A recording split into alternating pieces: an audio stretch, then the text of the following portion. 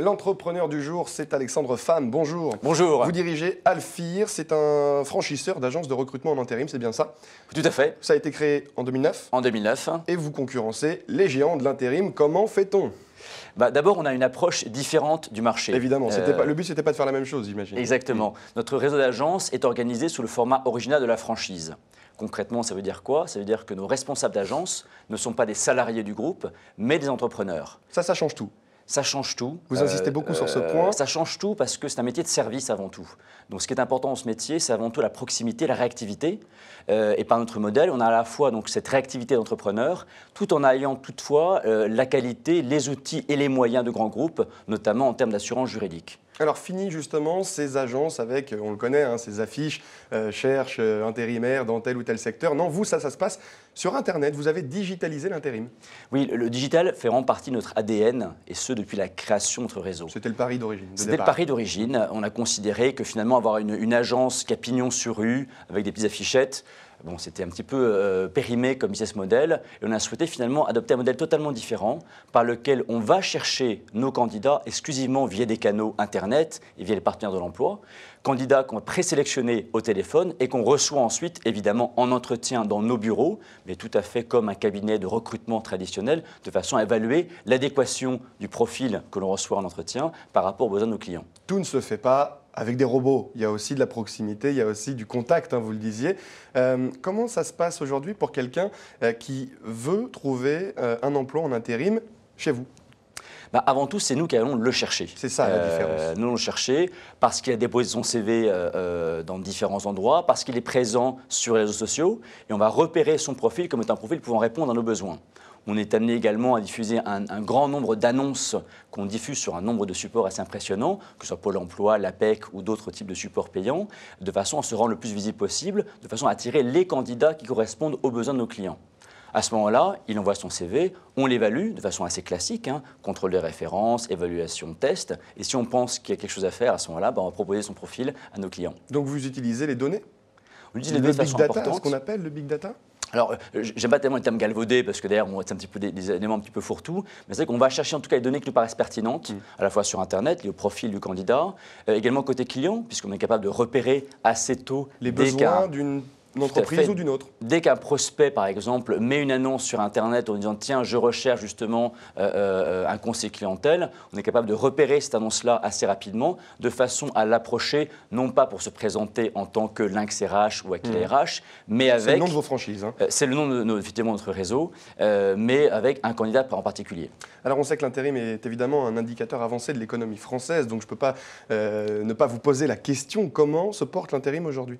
Alors, je suis un optimiste de nature, mais aujourd'hui, je dirais que les chiffres portent plutôt à l'optimisme. Ouais. Effectivement, l'intérim est souvent considéré, et à juste titre, comme étant un indicateur avancé de l'emploi.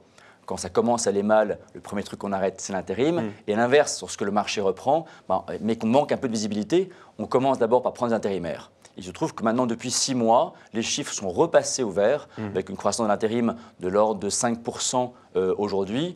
Donc, c'est plutôt de bon augure pour les prochains mois et les prochaines années. C'est bien pour le pays, c'est bien pour vous aussi, j'imagine? Oui, c'est bien pour nous également, même si c'est vrai que l'intérim est un gros marché et on a eu une croissance totalement décorrélée du marché. Ouais. En 2015, nos réseaux, donc Lynx RH, Aquila RH, ont connu une croissance de près de 40%. Et c'est vraiment lié à la pertinence de notre modèle, à la fois en franchise et digital. Les deux modèles peuvent cohabiter, les agences, les grands groupes, comme on les connaît depuis des années, et votre modèle à vous? Lorsqu'on parle d'un marché de 20 milliards d'euros, il y a la place pour beaucoup d'acteurs, évidemment. Je pense en particulier qu'il y a des acteurs qui recherchent une couverture internationale forte, par exemple, vont plutôt se tourner vers des grands leaders de l'intérim qui ont une présence, je dirais, dans une cinquantaine de pays dans le monde. Les acteurs de PME, par exemple, qui sont à la recherche plus d'un travail d'orfèvrerie, de précision, peuvent se tourner plus d'acteurs comme les nôtres, qui sont capables de passer plus de temps, plus d'attention, je pense, à identifier leurs besoins réels. Il y a de la place pour tout le monde et partout, puisque depuis 2 semaines, vous êtes au Canada. Expliquez-nous comment ça s'est fait. Oui, effectivement, c'est une belle aventure. C'est une belle aventure, effectivement. On a cherché depuis maintenant 2 ans à trouver les bonnes pistes pour se développer à l'international, pour finalement répliquer le succès français sur d'autres marchés internationaux. Et finalement, c'était une conjoncture à la fois d'études de marché, d'opportunités, puisqu'on est dans l'humain. Donc avant tout, ce qui prime, c'est la qualité de la personne effectivement qui lance l'activité. Et donc, on a trouvé 2 personnes de très bonne qualité qui ont lancé le premier bureau à Montréal depuis maintenant 2 semaines.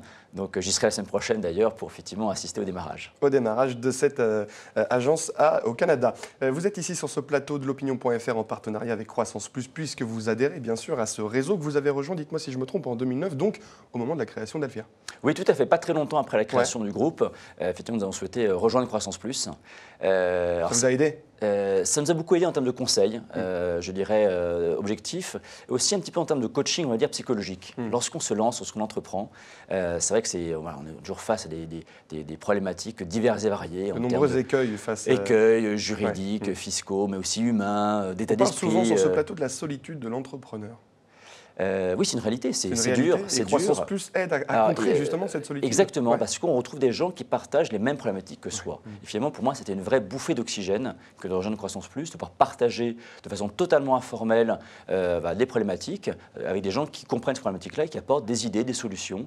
Et donc, c'était vraiment une vraie très belle rencontre qu'on a pu opérer. Et aujourd'hui, vous agissez, vous aussi, avec des nouveaux entrepreneurs qui arrivent dans le réseau Croissance Plus. Vous retransmettez un peu ce qu'on vous a donné comme conseil il y a maintenant 6 ans. Exactement, c'est un vrai réseau d'entraide, donc c'est qu'on est capable de s'entraider, de s'apporter des conseils mutuellement.